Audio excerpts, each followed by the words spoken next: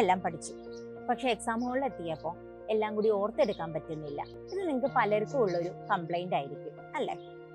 അപ്പോൾ മെമ്മറീസ് കുറച്ചും കൂടി എളുപ്പത്തിൽ സ്റ്റോർ ചെയ്യാനും റീകോൾ ചെയ്യാനൊക്കെ ഹെൽപ്പ് ചെയ്യുന്ന ന്യൂമോണിക്സ് എന്ന ടെക്നിക്കിനെ കുറിച്ചാണ് ഞാനിവിടെ സംസാരിക്കുന്നത്. നമുക്ക് ഓൾറെഡി അറിയാവുന്ന ഒരു ഇൻഫോർമേഷൻസുമായിട്ട് ലിങ്ക് ചെയ്തിട്ട് പുതിയ കാര്യങ്ങൾ മെമ്മറിയിൽ സ്റ്റോർ ചെയ്യുന്നതിനെയാണ് ന്യൂമോണിക്സ് എന്ന് പറയുന്നത്.